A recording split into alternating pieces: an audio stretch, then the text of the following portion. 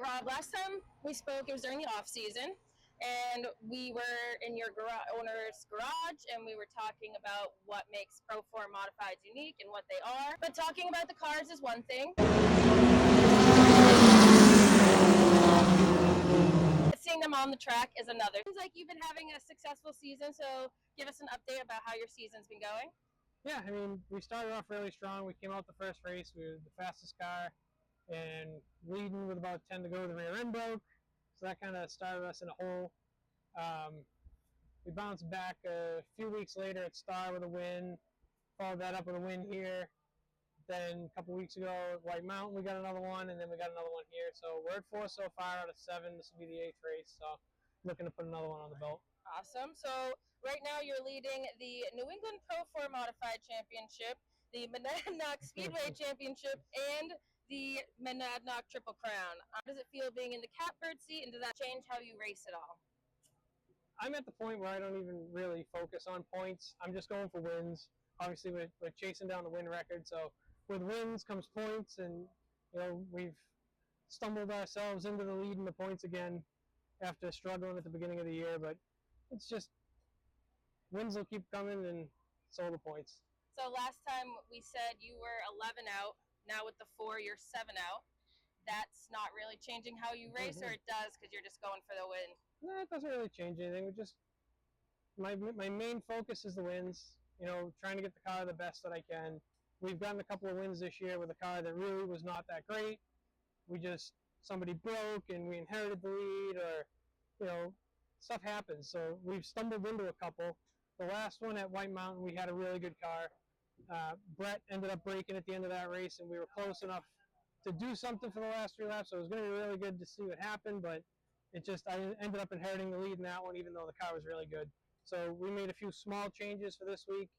So we'll see. I mean, the car is getting better and better, and as long as it keeps improving and easier to drive, we're just going to keep clicking off good lap times. Do you feel like any extra pressure or nerve that you're getting closer to that? No. I know it'll come. Yeah. I mean, it's not going to come this year. Well, you could just go on a rampage with them all out. We could. We've done it before. It's just That's wild. That 11 out of 14 year was a freak year. That stuff doesn't happen. Yeah. So I'm not anticipating any of that. We're just going to go out. If I can come out at the end of this year with a few more wins, and we got 5 to go next year, then that's a good way to start that season. So you told us that your favorite track is Monadnock, and now we're here. I've been dying to see this track, and it's your favorite, so decided to come out, catch up with you. Can you tell us why you like Monadnock so much? So on the old surface, this track was an incredibly technical racetrack. It was very difficult to get a handle on, but once you did and you knew how to drive the track, you had a huge advantage. So I cleaned house for years at this track, and then last year after they paved it, it evened the playing field out quite a bit, but the place is it's still Monadnock. It's still a really fun racetrack. It's still technical, even though you have all that extra grip from the new pavement, but it's just, this place is home to me. I love this place. And if you were to explain Monadnock, the track itself, driving a lap around to someone who's maybe never raced it before, kind of walk us through a lap or what makes it different. So turn 1 and 2 is really high bank, and now with the pavement, you can run the top, you can run the bottom. You can get in the throttle really early. If you can get the car to set going in, with this new pavement, a lot of guys have been struggling to get the cars over-rotating going in. So if you can get that out of the car and you can get into the corner, you can just plant the gas and it just takes all of it. You get that run down the backstretch. You don't have that. It used to have a drop in to turn 3. You don't have that anymore.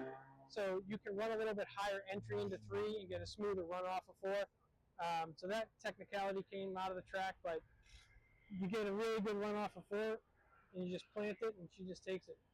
Without giving away any of your secrets, what do you think it takes for someone to be successful here?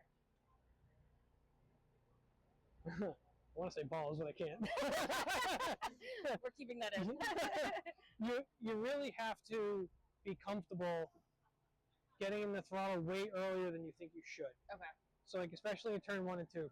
When the car just finishes its turn, if you're in the gas just before that, it drives really hard up off the corner. So a lot of times you'll be in the throttle before the middle of the corner in turn 1 if the car's hooked up.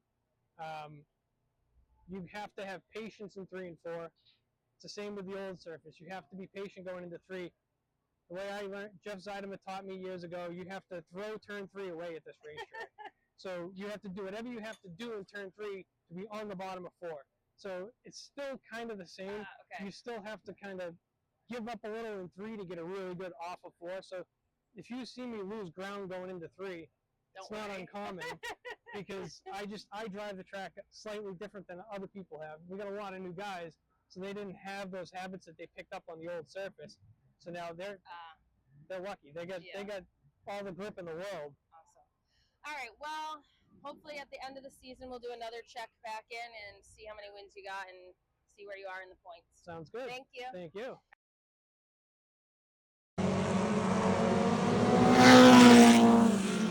That was a lot of fun. 6 hours later. I mean, every time I see you, you're here in Victory Lane. Congratulations. Yeah, it's got to be pretty close. I mean, it's probably right behind Jeff Zeideman and Rob Richardi, but yeah, I mean, we're up there.